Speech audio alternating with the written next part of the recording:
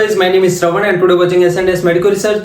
So guys, आज हम start करने वाले हैं हमारा ये जो चैप्टर है cell the unit of life, इसका हम फोर्थ लेक्चर स्टार्ट करेंगे। तो गाइस, इस वीडियो में हम देखने वाले हैं एंडोमेम्ब्रेन सिस्टम।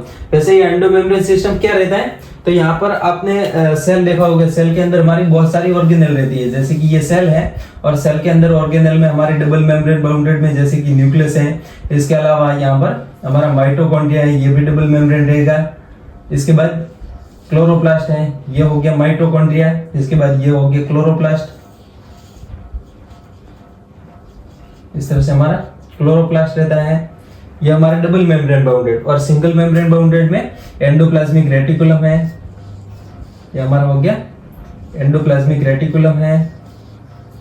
इसके बाद लाइसोसोम है, हमारा गोल्गी बॉडी है। इस तरह से ये हमारा गोल्गी बॉडी रहेगा। इसके बाद हमारा वेंक्यूल रहेगा। एंड नेक्स्ट में अमेम्ब्रेन बाउंडेड में हमारे रिबोसोम रहेंगे और सेंट्रियोल्स रहेगा। सो ये सारी ऑर्गेनेल हमारे सेल के अंदर रहती है। सो इसमें से हम देखें तो हमारी कुछ ऐसी ऑर्गेनेल जिसका फंक्शन रहेगा वो एक दूसरे के साथ क्लोजली कोऑर्डिनेटेड रहेगा, तो इसको हम बोलेंगे एंडोमेम्ब्रेन सिस्टम। इसको क्या बोलेंगे, तो इसको हम बोलेंगे एंडोमेम्ब्रेन सिस्टम। एंडोमेम्ब्रेन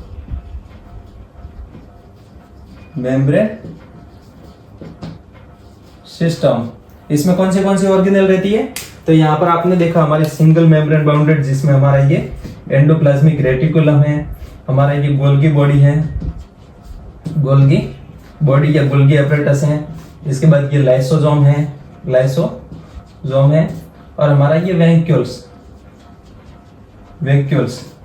ओके, सो ये हमारी जो चार ऑर्गेनेल रहेंगे, इसका फंक्शन एक दूसरे के साथ क्लोजली कोऑर्डिनेटेड रहेगा, तो इसको हम एंडोमेम्ब्रेन सिस्टम बोलेंगे।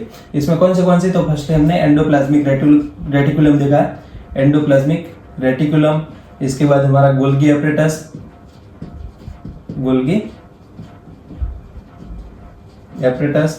उसके बाद तीसरा हमारा लाइसोसोम है, लाइसोसोम्स है। इसके बाद फोर्थ हमारा vacuoles.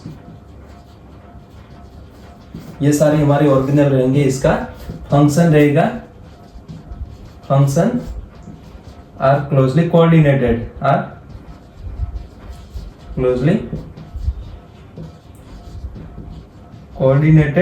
To each other,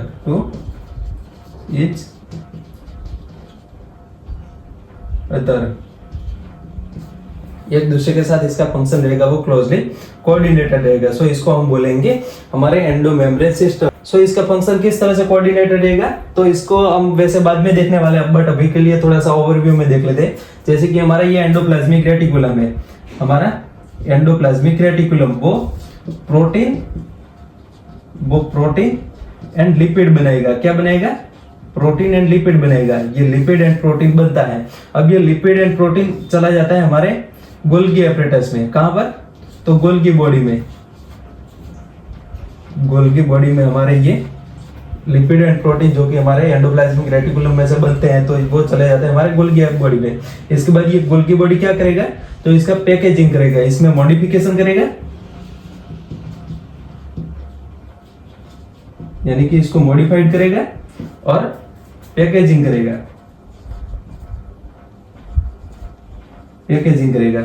okay, इसके बाद ये पैकेजिंग होके हमारे गोल्गी एपरेटस से ये रिलीज होते हैं, तो यहाँ पर ये वेसिकल्स फॉर्म में होंगे। अब यहाँ पर ये वेसिकल रहेंगी, या तो लाइसोसोमल वेसिकल हो सकती है, वेंक्यूल वेसिकल हो सकती है, और कई और भी वेसिकल हो सकती है, जैसे कि लिपिड की वेसिकल हुई। तो ये सारे हमारे वेसिकल।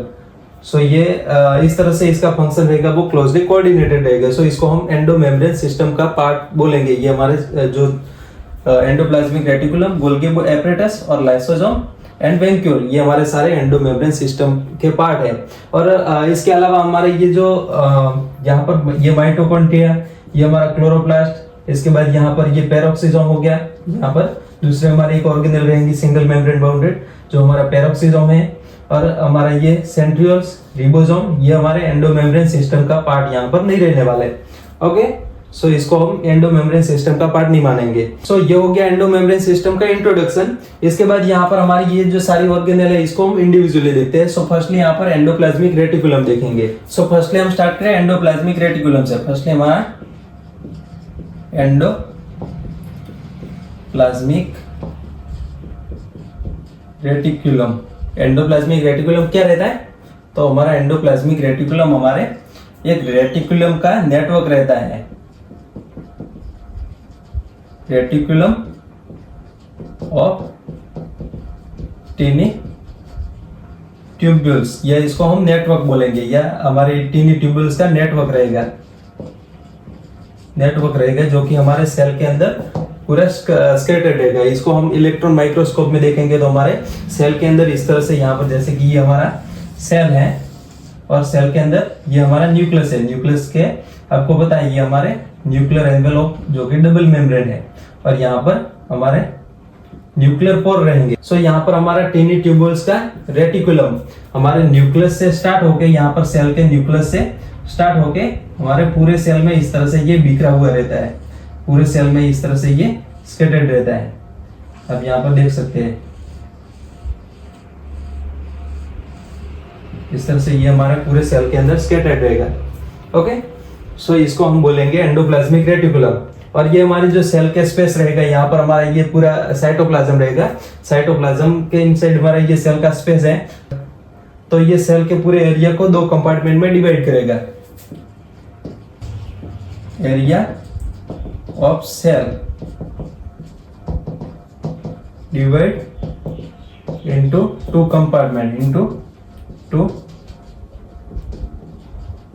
कंपार्टमेंट, कौन से कंपार्टमेंट रहेंगे? तो एक हमारा ये एंडोप्लाज्मिक रेटिकुलम के इनसाइड का, ये हमारा इनसाइड का पार्ट जिसको हम ल्यूमिनल एरिया बोलेंगे या ल्यूमिनल स्पेस बोलेंगे, इसको हम बोलेंगे ल्यूमिनल कंपार्टमेंट, जो कि हमारे एंडोप्लाज्मिक रेटिकुलम के इनसाइड रहेगा। यहाँ पर ये हमारा इनसाइड का जो स्पेस है, आप यहाँ पर देख सकते हैं, ये हमारा जो इनसाइड का ये स्पेस है, इसको हम बोलेंगे ल्यूमिनल स्पेस या ल्यूमिनल कंपार्टमेंट। ये इनसाइड ऑफ एंडोप्लाज्मिक रेटिकुलम हमारे एंडोप्लाज्मिक रेटिकुलम के इनसाइड रहता है। और दूसरा हमारा जो पार्ट रहेगा वो एक्स्ट्रा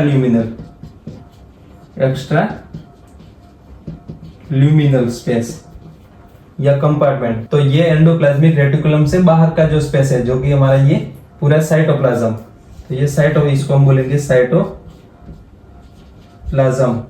ओके, सो आपको ये समझ में आ गया, हमारे जो ये पूरा सेल का एरिया रहता है, हमारा ये पूरा साइटोप्लाज्म का एरिया रहता है, इसको दो कंपार्टमेंट में डिवाइड करता है, एक हमारा ल्यूमिनल पार्ट और दूसरा हमारा एक्स्ट्रा ल्यूमिनल पार्ट। एंड इसके बाद नेक्स्ट में हमारा जो एंडोप्लाज्मिक रेटिकुलम है, ये दो टाइप के एंडोप्लाज्मिक रेटिकुलम रहेंगे, एक हमारा स्मूथ एंडोप्लाज्मिक रेटिकुलम और दूसरा हमारा रफ एंडोप्लाज्मिक रेटिकुलम। यहाँ पर दो टाइप के एंडोप्लाज्मिक रेटिकुलम, कौन से दो टाइप? तो एक हमारा RER यानी कि रफ एंडोप्लाज्मिक रेटिकुलम, और दूसरा हमारा SER यानी कि स्मूथ एंडोप्लाज्मिक रेटिकुलम। ये हमारा रफ एंडोप्लाज्मिक रेटिकुलम और ये हमारा smooth endoplasmic reticulum, smooth endoplasmic reticulum. यहाँ पर आप देख सकते हैं, जैसे कि यहाँ पर ये हमारा जो न्यूक्लियस है, न्यूक्लियस के क्लोज हमारा रफ एंडोप्लाज्मिक रेटिकुलम रहेगा। तो इसके ऊपर क्या रहेगा? तो इसके ऊपर दानेदार स्ट्रक्चर रहेंगे इस तरह से। यहाँ पर इसके सरफेस के ऊपर, हमारे एंडोप्लाज्मिक रेटिकुलम के सरफेस के ऊपर दानेदार स्ट्रक्चर रहेंगे। तो ये दानेदार स्ट्रक्चर की वजह से इसको हम रफ एंडोप्लाज्मिक रेटिकुलम बोलेंगे। और ये दानेदार स्ट्रक्चर क्या है? तो हमारे रिबोसोम है, जो कि हमारे रफ एंडोप्लाज्मिक रेटिकुलम में हमारे जो एंडोप्लाज्मिक रेटिकुलम है, इसके सरफेस के ऊपर, on surface of endoplasmic reticulum present ribosome, या ribosome present on surface of endoplasmic reticulum. हमारे एंडोप्लाज्मिक रेटिकुलम के ये ऊपर ये रिबोसोम है, तो इसकी वजह से इसको हम बोलेंगे rough endoplasmic reticulum. And smooth endoplasmic reticulum में हमारे रिबोसोम यहाँ पर नहीं रहते, सो यहाँ पर रिबोसोम यहाँ पर एब्सेंट रहते हैं। एब्सेंट रहते हैं। तो इसकी वजह से यहाँ पर इसको हम बोलेंगे स्मूथ एंडोप्लाज्मिक रेटिकुलम। सो आपको ये समझ में आ गया। इसके बाद यहाँ पर हमारे जो रफ एंडोप्लाज्मिक रेटिकुलम है, ये प्रोटीन का सीक्रेशन एंड सिंथेसिस करवाता है। ये प्रोटीन का सिंथेसिस, प्रोटीन सिंथेसिस एंड इसका सीक्रेशन, इसका सीक्रेशन करवाएगा। और हमारा जो स्मूथ एंडोप्लाज्मिक रेटिकुलम रहेगा वो हमारे लिपिड को और हमारे स्टेरॉइड हार्मोन को, स्टेरॉइड जो हार्मोन रहेंगे इसको सिंथेसाइज करवाएगा और सीक्रेट करवाएगा। इसको सिंथेसिस करेगा और सीक्रेशन करेगा, इसका सीक्रेशन करेगा। आपको यहाँ पर समझना है ये प्रोटीन हमारा सिंथेसाइज कहां पर होता है, तो हमारे रफ एंडोप्लाज्मिक रेटिकुलम, ये हमारा आरईआर है, तो वहां पर हमारा प्रोटीन बनेगा। क्या बनेगा? प्रोटीन बनेगा। क्यों प्रोटीन बनेगा? क्योंकि इसके ऊपर हमारे रिबोसोम प्रेजेंट है, और रिबोसोम आपको पता है, रिबोसोम हमारे प्रोटीन की फैक्ट्री रहती है। इसको हम बोलेंगे, रिबोसोम को क्या बोलेंगे? Protein factory. हमने प्रोकैरियोटिक सेल में इसको थोड़ा डिस्कस किया था, जैसे कि हमारे बहुत सारे रिबोसोम यहाँ पर न्यूक्लियस में से हमारे डीएनए, न्यूक्लियस में क्या रहेंगे, तो इस तरह से हमारे क्रोमोसोम डीएनए रहेंगे, और ये मैसेंजर आरएनए का ट्रांसक्रिप्शन करेंगे, मैसेंजर आरएनए। और मैसेंजर आरएनए बाहर जाके हमारे ये साइटोप्लाज्म में यहाँ पर जो रिबोसोम है, रिबोसोम के साथ अटैच होके ये पॉलीसोम बनेगा। इस तरह से ये पॉलीसोम बनेगा, और यहाँ पर इसके सरफेस के ऊपर यहाँ पर हमारा पॉलीसोम रहेगा, तो हमारा प्रोटीन सिंथेसिस होगा। यहाँ पर ट्रांसलेशन के थ्रू प्रोटीन सिंथेसिस होगा। हमारे ये मैसेंजर आरएनए है, इसका यहाँ पर ट्रांसलेशन होगा। क्या होगा? ट्रांसलेशन होगा। तो ये ट्रांसलेशन के थ्रू हमारा प्रोटीन बनेगा। वैसे ये ट्रांसलेशन, ट्रांसक्रिप्शन क्या होता है, ट्रांसलेशन क्या होता है, रेप्लिकेशन क्या होता है, ये सारी चीजें हम हमारे जेनेटिक वाले जो चैप्टर है इसमें हम देखने वाले हैं। अभी के लिए आप इतना समझो, जैसे कि यहाँ पर हमारे रफ एंडोप्लाज्मिक रेटिकुलम के ऊपर हमारे रिबोसोम है, तो वो प्रोटीन सिंथेसिस करवाएंगे और उसका सीक्रेशन करवाएंगे। और स्मूथ एंडोप्लाज्मिक रेटिकुलम में लिपिड और स्टेरॉइड हार्मोन का सीक्रेशन और सिंथेसिस होगा। ओके। और इसके बाद हमारा ये जो एंडोप्लाज्मिक रेटिकुलम है, जो कि हमारा ये स्टार्ट हुआ है न्यूक्लियस से और एक्सटेंड होता है हमारे सेल मेम्ब्रेन तक। तो यहाँ पर इसके जो ये ट्यूब्यूल्स है, इसके बीच कितना स्पेस रहेगा, तो अबाउट 200 नैनोमीटर, अबाउट 200 नैनोमीटर या 0.2 माइक्रोमीटर। इसके बीच का जो स्पेस रहेगा वो 0.2 माइक्रोमीटर समथिंग रहेगा। ओके। सो ये हो गया हमारा एंडोप्लाज्मिक रेटिकुलम। एंड इसके बाद नेक्स्ट में हम देखते हैं गोल्गी एपरेटस। दूसरी हमारी ऑर्गेनल गोल्गी एपरेटस। यहाँ पर गोल्गी एपरेटस क्या रहता है, तो ये हमारा फर्स्टली इसको किसने डिस्कवर किया था?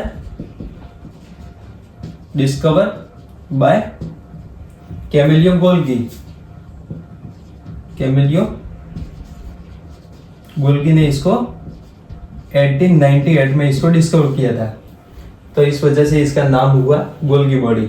इसका नाम हुआ इसकी वजह से गोल्गी एपरेटस या गोल्गी बॉडी। सो यहाँ पर ये क्या होता है, तो यहाँ पर हमारे जो न्यूक्लियस रहेगा, न्यूक्लियस के क्लोज हमारे इस तरह से बहुत सारे सैक रहेंगे या सिस्टर्नी रहेंगे। इस तरह से बहुत सारे सैक या सिस्टर्नी का स्टैक्स रहेगा, इसकी थप्पी रहेगी, तो इसको हम बोलेंगे गोल्गी एपरेटस। इसमें हमारे ये ट्यूबुलर सैक रहते हैं, हमारे ट्यूबुलर सैक रहते हैं। यहाँ पर एक हमारा ये ट्यूबुलर सैक है, ऐसे बहुत सारे ट्यूबुलर सैक अरेंज होके हमारा गोल्गी बॉडी बनेंगे। ट्यूबुलर सैक या इसको सिस्टर नहीं बोलेंगे, क्या बोलेंगे?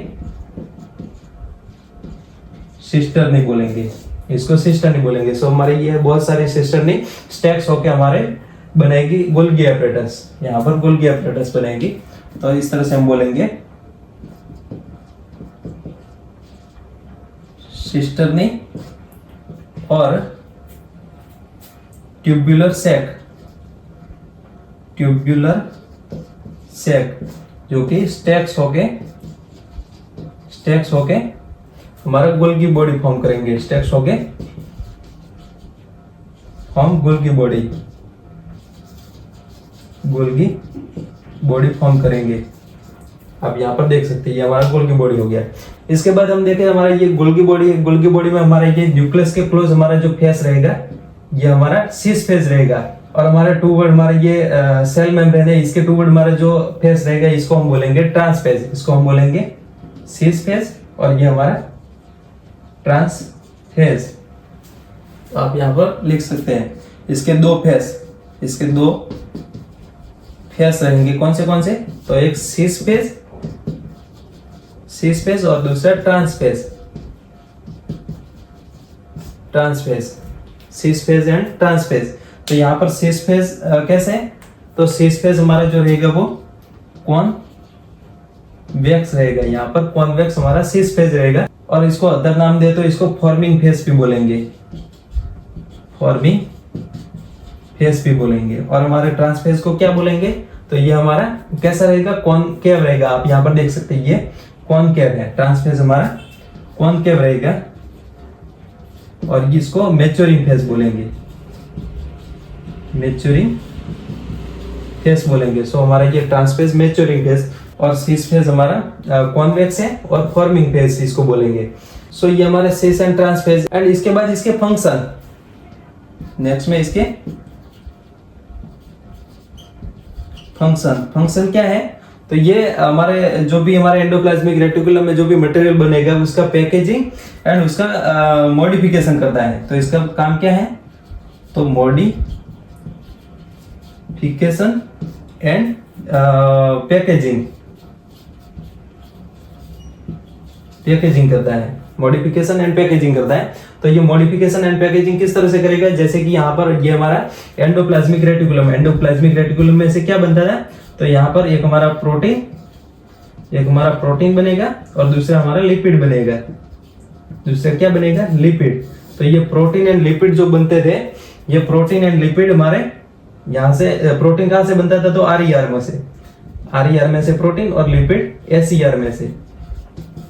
सो यहाँ पर हमारे ये जो गोल्गी बॉडी रहेंगे ये हमारे एंडोप्लाज्मिक रेटिकुलम के क्लोज रहेंगे। और ये क्लोज होते हैं तो यहाँ पर जैसे ही प्रोटीन यहाँ पर रिलीज हुआ या सिंथेसिस हुआ, तो इसकी वजह से यहाँ पर प्रोटीन हमारा ये चला जाता है इसके सिस फेज में, यहाँ पर इसके सिस फेज में चला जाएगा। ये प्रोटीन होगा वो इसके सिस फेज में चला जाएगा, और सिस फेज में जाके यहाँ पर इसका मैच्योरेशन स्टार्ट होगा, यहाँ पर इसका मैच्योरेशन या इसका मॉडिफिकेशन स्टार्ट होगा। जैसे ये प्रोटीन सिस फेज में आ गया तो इसके बाद इसका मैच्योरेशन एंड मॉडिफिकेशन स्टार्ट हो जाएगा। यहाँ पर जैसे ही हमारे सिस फेज में आएगा तो इसका मॉडिफिकेशन स्टार्ट होगा, और इसी के साथ इसका पैकेजिंग स्टार्ट होगा। और इसके बाद ये पैकेजिंग हो गया तो हमारे जो प्रोटीन रहेंगे ये हमारे ट्रांस फेज की ओर मूव करेंगे। जैसे कि यहाँ पर ये सिस फेज में हमारा वेसिकल बन गया, तो इसके बाद यहाँ पर इस तरह से ये मैच्योरिंग फेज यानी कि हमारे ट्रांस फेज की ओर मूव करेंगे, और यहाँ से हमारे वेसिकल रिलीज होंगे हमारे साइटोप्लाज्म में। इस तरह से यहाँ पर हमारी वेसिकल रिलीज होंगे साइटोप्लाज्म में, इस तरह से वो वेसिकल्स फॉर्म करेंगे, और वेसिकल जो रहेंगी वो हमारे ट्रांस फेज से बाहर निकलेंगी। ट्रांस फेज से ये रिलीज होती है। ओके, सो यहाँ पर ये हमारे ट्रांस फेज से ये वेसिकल बन गई। अब ये वेसिकल जो रहेंगी ये या तो हमारे सेल के अंदर, यहाँ पर हमारे सेल के अंदर कोई टारगेटेड एरिया रहेगा तो वहां पर जाके काम करेगी, या हमारे सेल से बाहर ये ट्रांसपोर्ट होती है, ये हमारे सेल से बाहर ये ट्रांसपोर्ट होती है। और वो बाहर जाके जैसे कि कोई हार्मोन होगा तो स्टेरॉइड हार्मोन होगा तो उसकी जो वेसिकल्स रहेंगे वो हमारे सेल से बाहर उसको भेजना होता है, तो इसको बाहर भेजेंगे। और जो भी टारगेटेड एरिया रहेगा, जो भी एरिया रहेगा वहां पर जाके वो काम करेगी। ओके, सो ये हमारा गोल्गी बॉडी का काम है। इसके बाद यहाँ पर हमारे जो गोल्गी बॉडी रहेगी वो हमारे ये प्रोटीन रहेगा, तो इसको ग्लाइकोप्रोटीन एंड लिपिड होगा तो लिपिड ग्लाइकोलिपिड इसका मेन साइट रहता है सिंथेसिस एंड सीक्रेशन का। ये हमारे सिंथेसिस करवाता है ग्लाइकोप्रोटीन एंड ग्लाइकोलिपिड। तो आपको ये सारी चीजें समझनी है, गोल्गी बॉडी ग्लाइकोप्रोटीन बनाता है और ग्लाइकोलिपिड बनाता है। ओके, सो यहाँ तक आपको समझ में आ गया। इसके बाद यहाँ पर ये हमारी जो सारी वेसिकल्स रिलीज होंगी, इसमें से कुछ हमारी वेसिकल्स जिसमें हमारे हाइड्रोलाइटिक एंजाइम रहेंगे, हाइड्रोलाइटिक्स एंजाइम्स रहेंगे, इसको हम बोलेंगे लाइसोसोम। इसके बाद हमारा तीसरा जो ऑर्गेनेल है वो हमारा लाइसोसोम। इसके बाद तीसरा हमारा ऑर्गेनेल लाइसोसोम। लाइसोसोम क्या होता है? तो जैसे ही हमारे ये कुछ ऑर्गेनेल रहेंगे जिसमें हमारे हाइड्रोलाइटिक एंजाइम रहेंगे, तो इसको हम बोलेंगे लाइसोसोम। लाइसोसोम हमारा सिंगल मेम्ब्रेन बाउंडेड, वैसे हमारे सारे जो ये एंडोमेम्ब्रेन सिस्टम में ऑर्गेनेल रहेंगी वो हमारी सिंगल मेम्ब्रेन बाउंडेड रहेगी। तो लाइसोसोम भी हमारा सिंगल मेम्ब्रेन बाउंडेड रहेगा, सिंगल मेम्ब्रेन बाउंडेड ऑर्गेनेल रहेंगी। और इसमें क्या रहेगा? तो इसमें हाइड्रोलाइटिक एंजाइम रहेंगे, हाइड्रोलाइटिक्स एंजाइम रहेंगे, ओके। इसमें हाइड्रोलाइटिक एंजाइम कौन से? तो जैसे कि हमारा कार्बोहाइड्रेज हैं, इसमें जैसे कि माल्टेज, एमाइलेज, इसके अलावा कई सारे एंजाइम, सुक्रेज है, माल्टेज है, एमाइलेज है, ये सारे हमारे कार्बोहाइड्रेट। इसके बाद प्रोटीएज एंजाइम, प्रोटीएज में हमारे जैसे कि पेप्सिन है, इरेप्सिन है, ये कार्बोक्सीपेप्टिडेज हैं, ये सारे हमारे प्रोटीएज एंजाइम। इसके बाद यहाँ पर हमारे तीसरे जैसे कि न्यूक्लियस एंजाइम, तो वो हमारे न्यूक्लिक एसिड को डिस्ट्रॉय करते हैं। इसके बाद हमारे लाइपेज जो कि हमारे लिपिड को ब्रेक करते हैं। तो ये सारे हमारे हाइड्रोलाइटिक एंजाइम। हाइड्रोलाइटिक क्यों बोलेंगे? क्योंकि ये वाटर मॉलिक्यूल को ऐड करके हमारे जो भी यहाँ पर कॉम्प्लेक्स हमारा स्ट्रक्चर रहेगा इसको ब्रेक करेगा। यहाँ पर हमारा कॉम्प्लेक्स स्ट्रक्चर या कॉम्प्लेक्स हमारे जो भी बायोमोलिक्यूल रहेंगे इसको सिंपल बायोमोलिक्यूल में इसको ब्रेक करेंगे। और ये ब्रेक करने के लिए यहाँ पर एक वाटर मॉलिक्यूल ऐड करते हैं, तो इस वजह से इसको हम बोलेंगे हाइड्रोलाइटिक एंजाइम। वाटर की हेल्प से यहाँ पर ब्रेक डाउन करेंगे, तो इसको हम बोलेंगे हाइड्रोलाइटिक एंजाइम। सो यहाँ पर हमारे ये लाइसोसोम में हमारे हाइड्रोलाइटिक एंजाइम रहते हैं, इसके अंदर बहुत सारे ऐसे हाइड्रोलाइटिक एंजाइम रहते हैं। और हमारे ये जो लाइसोसोम रहेगा इसको हम सुसाइडल बैग भी बोलेंगे, सुसाइडल बैग भी बोलेंगे। क्यों बोलेंगे सुसाइडल बैग? जैसे कि यहाँ पर हमारा ये लाइसोसोम है, लाइसोसोम हमारे ये पूरे सेल को डाइजेस्ट करने की कैपेसिटी रखता है। यहाँ पर सारे हमारे इसमें हाइड्रोलाइटिक एंजाइम रहेंगे, ये हमारे सारे सेल को डाइजेस्ट करने की इसमें एबिलिटी है। तो यहाँ पर क्या होगा, जैसे कि यहाँ पर हमारा ये सेल इन्फेक्टेड हुआ, जैसे कि यहाँ पर कोई फॉरेन पार्टिकल इसके ऊपर अटैक किया, तो यहाँ पर क्या करेगा, ये हमारा ये लाइसोसोम रहेगा, ये स्टिमुलेट होके फट जाएगा, ये ब्लास्ट होगा। तो ये ब्लास्ट होगा और हमारे ये पूरे सेल को डिस्ट्रॉय कर देगा, ताकि इसके साइड के जो सेल रहेंगे वो इन्फेक्टेड ना हो। तो इस वजह से इसको हम बोलेंगे सुसाइडल बैग। हमारा लाइसोसोम खुद फट के हमारे पूरे सेल को और हमारी बॉडी को प्रोटेक्ट करता है, तो इस वजह से इसको हम सुसाइडल बैग भी बोलेंगे। सो ये हो गया हमारा लाइसोसोम। एंड इसके बाद हमारा दूसरा वेसिकल्स यहाँ पर हम डिस्कस करने वाले हैं वेंक्यूल। तो ये हो गया वेंक्यूल। ये वैक्यूल्स क्या रहता है? तो वैक्यूल्स हमारा यहाँ पर दूसरा हमारा वैक्यूल क्या होता है? तो वैक्यूल एक हमारा प्लांट सेल में अगर हम देखने जाए तो प्लांट सेल के अंदर हमारा, जैसे कि ये प्लांट सेल है, तो प्लांट सेल के अंदर हमारा एक 90% एरिया कवर करता है ये वैक्यूल हमारा सिंगल मेम्ब्रेन बाउंडेड ऑर्गेनेल रहता है, जो कि हमारे प्लांट सेल में 90% एरिया को कवर कर लेता है। बट एनिमल सेल की बात करें तो एनिमल सेल में ये छोटे छोटे कभी वैसे कभी कभी ये एब्सेंट भी हो सकते हैं, बट कभी कभी ये छोटे छोटे इस तरह से रहेंगे। सो इस तरह से ये हमारा वेंक्यूल। और वेंक्यूल पहले तो ये सिंगल मेम्ब्रेन बाउंडेड रहता है, और इसके ऊपर जो ये मेम्ब्रेन रहता है इसको हम टोनोप्लास्ट बोलेंगे। क्या बोलेंगे? टोनोप्लास्ट बोलेंगे। यहाँ पर इसका ये मेम्ब्रेन है, इसको हम क्या बोलेंगे? तो इसको हम बोलेंगे टोनोप्लास्ट। अब इसका फंक्शन क्या है? तो इसका फंक्शन है, हमारा वेंक्यूल जो रहेगा इसका फंक्शन है, यहाँ पर हमारे सेल के अंदर जो भी एक्स्ट्रा आयन या एक्स्ट्रा हमारा जो भी मटेरियल रहेगा हमारे या हमारे सब्सटेंस रहेंगे, तो इसको वो यहाँ पर हमारे वेंक्यूल में भेज देगा। तो ये स्टोर करते हैं हमारे कुछ एक्सक्रीटरी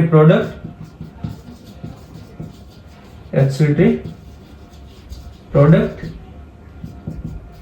आयंस, हमारे एक्स्ट्रा आयंस और हमारे जो भी हमारे सेल के लिए वेस्ट प्रोडक्ट है और वेस्ट प्रोडक्ट ऑफ सेल, इसको ये स्टोर करेंगे यहाँ पर। इसमें मेनली क्या रहेगा, तो मेनली फ्लूइड रहेगा। ओके, सो इसको हम बोलेंगे वैक्यूल।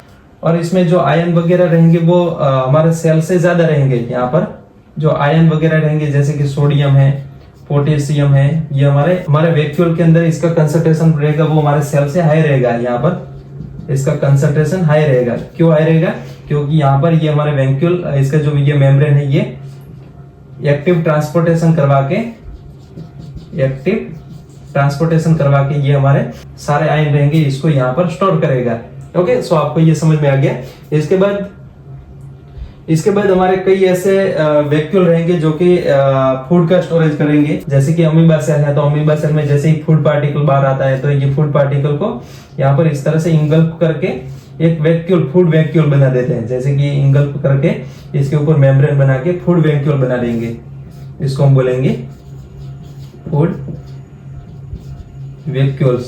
सो इस तरह से ये हमारा हो गया वैक्यूल। सो इसी के साथ हमारा ये एंडो मेम्ब्रेन सिस्टम खत्म होता है, जिसमें हमने देखा फर्स्ट एंडोप्लाज्मिक रेटिकुलम, उसके बाद देखा हमने गोल्गी बॉडी, इसके बाद लाइसोसोम और वैक्यूल। और नेक्स्ट वीडियो में हम देखने वाले हैं माइटोकॉन्ड्रिया और क्लोरोप्लास्ट। सो तब तक अगर ये वीडियो आपको पसंद आए तो please like my video, subscribe my channel and hit the bell icon. Okay, thank you guys.